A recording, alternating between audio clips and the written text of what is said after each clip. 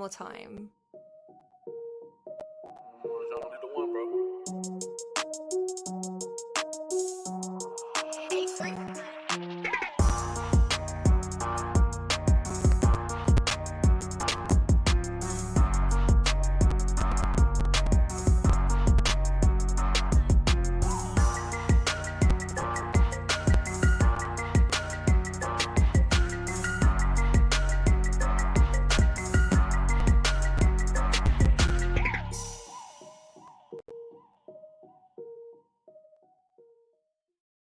Hey, what's going on, Who Dat Nation? It is yours truly, TJ Jones, the host of the State of the Saints podcast. And I guess we're turning back the clock here on the State of the Saints podcast because normally I do the State of the Saints podcast live, but this time I decided to record it, man. And I do apologize, folks, but I did have something to do on this Saturday evening. So I did want to give you all some Saints news.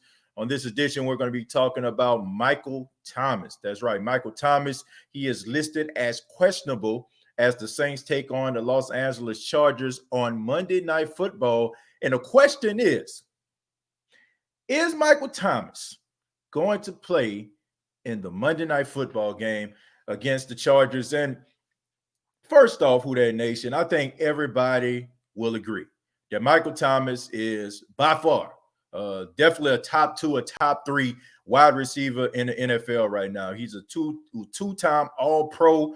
We know that he was top 10 on the NFL top 100, 149 receptions, NFL record. So the Saints really miss Michael Thomas. Okay, they really do. Okay, Michael Thomas' production on the field goes without saying. All right, but I look at this very, very simple.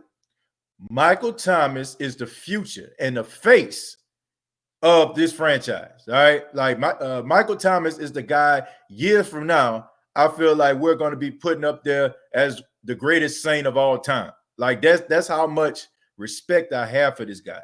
So with that being said, I feel like it would be a horrible idea, absolutely horrible, if they decide to go and put this guy in a Monday Night Football game and they have a bye week the following week. I mean, for 4 weeks he's been out. I mean, for 4 weeks, Michael Thomas has been on the sidelines. So if you just allow him to be out this week and he has a bye week, that's a total of 6 weeks, basically. So for 6 weeks, you have him closer to being 100%. I understand what the Saints try to do, right? They did the same thing last year with Drew Brees. When Drew Brees missed those 5 games, Drew Brees played against the Arizona Cardinals right before the bye week, and I really didn't understand that, and I definitely don't understand why they're trying to rush Michael Thomas back. Now, Michael Thomas, he's a proud man. He's a competitor. He's a warrior. If you go to Michael Thomas and you ask him, Mike, can you play? I'm pretty sure 100% he's going to be like, yeah, I can play. Look, you know what I'm saying? When can I suit up?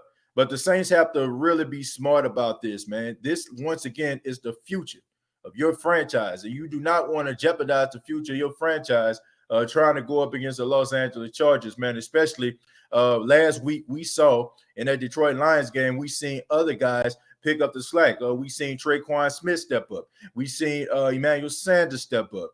We know Alvin Kamara, he's on another level right now. We seen Latavius Murray do his thing. So I think the Saints can go one more week without Michael Thomas, okay? But there are also some guys that also listed as questionable. I'm looking at Andrus Peat. As y'all know, I mean, he had a high ankle sprain. Tight end Jared Cook, who had a growing pull. Marcus Davenport, there's a possibility he can play, a strong possibility.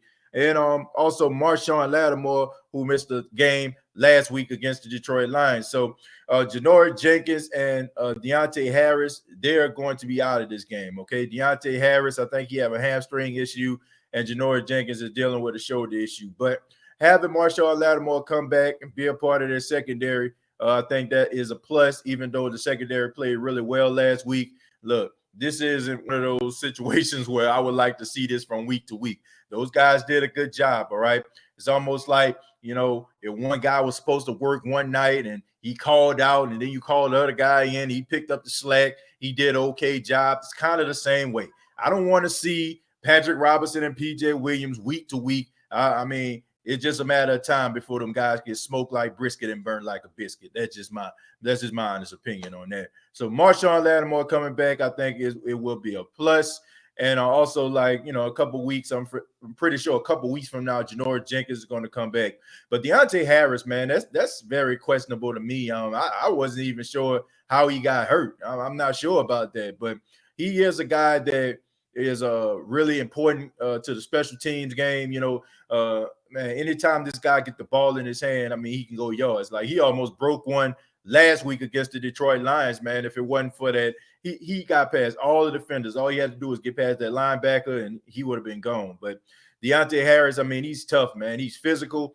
That guy's really small. We about 5'7", 5'8", about 175 pounds. But, I mean, he got a heart of a 300-pound guy. You know what I'm saying? Like, he is a small guy, but he is a giant. No doubt about that. So I'm very curious about what they're going to do with the special teams, man. We know that Alvin Kamara, he was the emergency return specialist, but we don't want to see Alvin Kamara back there doing those special teams, man. And we know that he was, he got the ball and he slid down and stuff like that because he understands the importance of his role with the team, man. You don't have Michael Thomas, you don't have Jared Cook, and he knows, man, I can't go down, man, because the team needs me. So I'm thinking maybe the Saints probably put Marquez Callaway back there. They probably put Beanie Fowler back there, one of those guys. But I would try Marquez Callaway, man. I mean, Beanie Fowler, he's been doing a great job on special teams, in my opinion.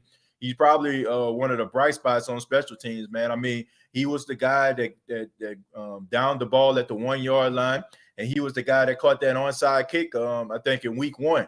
So you look at Benny Fowler, I mean, he does a really great job, but I would like to see Marquez Callaway take the place of Deontay Harris in the return game because, I mean, we all saw him do it at Tennessee, man, and he was really electrifying. So Marquez Callaway, I think you give him some extra work, back there, returning kicks. He has the speed, he has the elusiveness, and I think that he can do an okay job. So I think that the Saints need to try to go in that direction. As far as Andrews Pete is concerned, I don't think that you need to rush Andrews Pete back.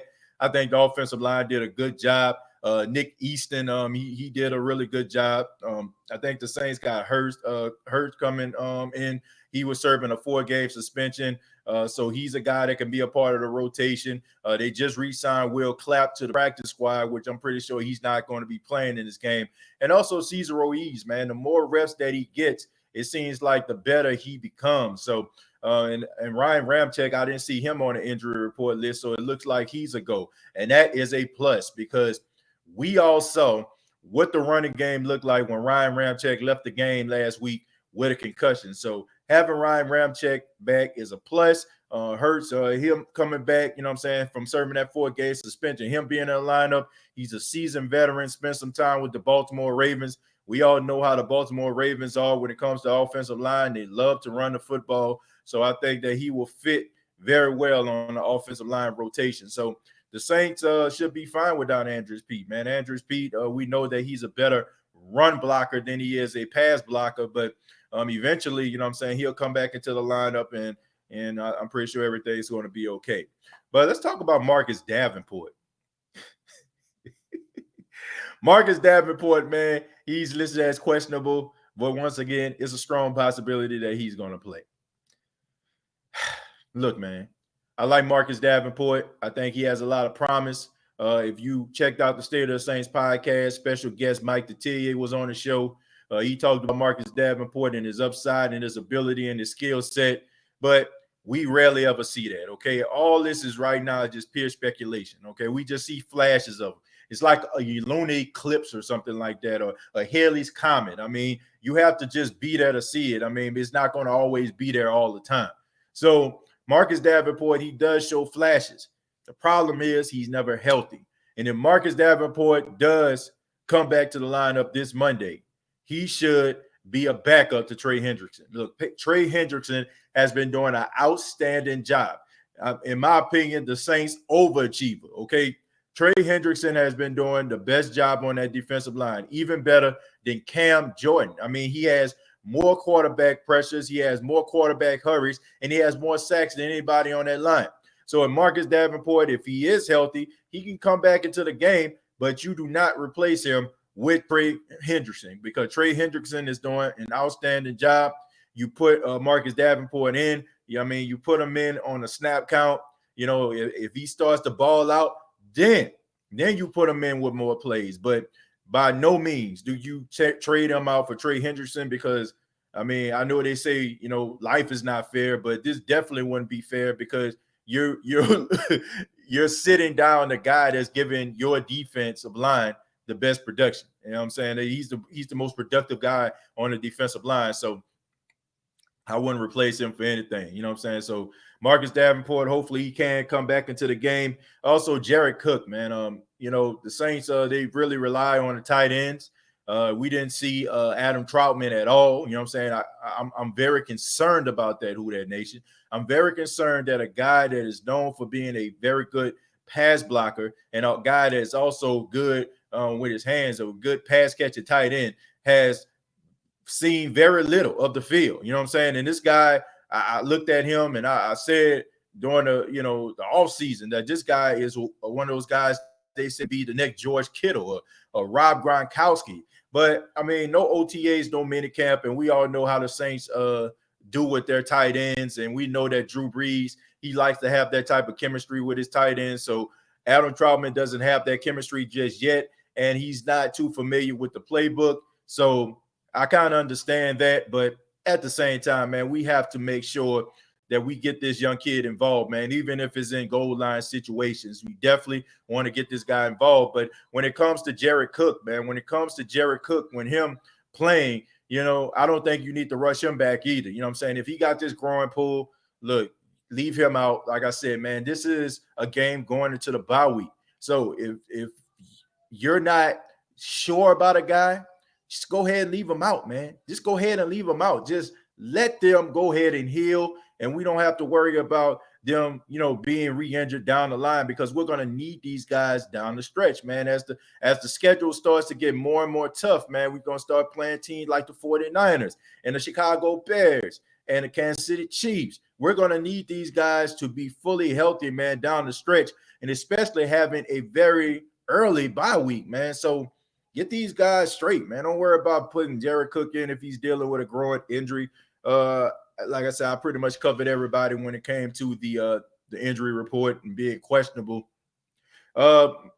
Emmanuel Sanders, he talked a little bit to the media, and he used Mike Thomas, in a present tense. We all know that Sean Payton likes to keep injuries under wrap. When his players go into the interviews, they're very close-mouthed about their injury status, any of the teammates' injury status. But Emmanuel Sanders, I guess he didn't get the memo, man, because he kept on using Michael Thomas in a present tense. So a lot of people feel like that is indication that Michael Thomas is going to play.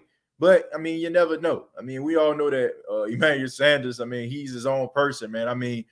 I know Emmanuel Sanders. I've seen him on ESPN First Take. And I never really seen any Saints player ever really just take the media into the locker room. It was during the time he was talking about, during the time when the whole Drew Brees situation happened and him having to apologize to the teammates, and he told everybody what was going on, which was shocking to me. So Emmanuel Sanders using Michael Thomas in the present tense, a lot of people feel like they may be an indication that he might play, but once again, man, you do not want to put Michael Thomas out there. You do not want to put him out there, put him in harm's way, him re-aggravate that ankle, and then mess around, have to get surgery and be out for the rest of the year. I do not want that. I know you don't want that. And it's very important that Michael Thomas is with the New Orleans Saints down the stretch in order for them to get the success that they need and possible, stay pace with the Carolina Panthers and the Tampa Bay Buccaneers. If the Saints win this game against the Los Angeles Chargers, they are number one. They're in first place once again in the NFC South, because we know that Tampa lost to the Chicago Bears, and we know the Saints beat them in week 1. This would put the Saints at 3-2. This would put Tampa at 3-2.